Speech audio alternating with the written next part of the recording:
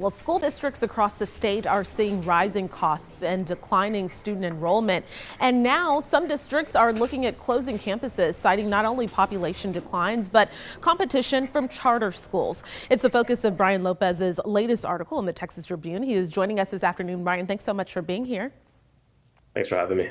So let's start with San Antonio. San Antonio this week announced that they are looking at closing about 20% of their campuses, while Plano school officials, they're starting those discussions as well. So what are the issues that these districts are seeing and prompting possible action? Yeah, like you mentioned, there's a lot of different variables in play right now, rising cost in every part of life right now. You can see that inflation is up and school districts aren't immune to this. Birth rates, they aren't, there's a lot of supply, not enough demand. And then you have, other avenues that parents are going to nowadays. You have homeschooling, and now you have charter schools, you have private schools. There's a lot of competition. And so, for these school districts, it's about where can we save money? They were hopeful this last regular session that some money would come their way from the legislature, but that didn't happen. And for a lot of them, they can't wait around anymore to see if any money will come their way. So right now, it's really about how can we consolidate things that we don't need, and how can we run this district more efficiently. Okay, and we know that Governor Greg Abbott has said that he'll call lawmakers back for a special session on education. We're talking about the legislative session. So at this point, what do school districts need from that? They need a big influx of cash. It's unclear right now how much is needed, for a San Antonio or Plano to stop them from closing campuses.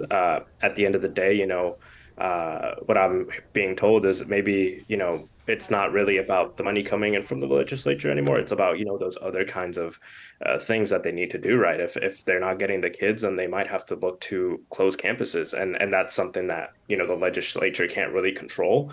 But for some districts, they are looking for hopefully, that influx of money. We'll see how much they eventually get, if they get any.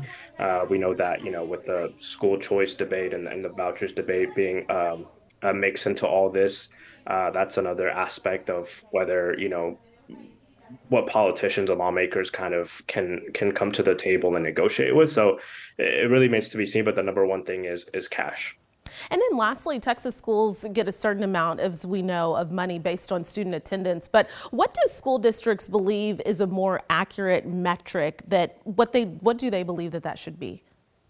Yeah, so that's a very good point. One of the two things that I should have mentioned here before is they want that maybe one time influx of cash, but they also, like you mentioned, want to see the raise of right now. I think it's about $6,000 and some $100 that school districts get per student per attendance, and they want to see two things. They want to see that rise with inflation. That number has stayed the same since 2019, and also they want a more accurate number for them where they would potentially get more money from the state is if they base it on enrollment. So your average enrollment, right? So right now a school district might have 10,000 students, let's say, but if only 90% of those students are attending class, they only get that 90% of funding.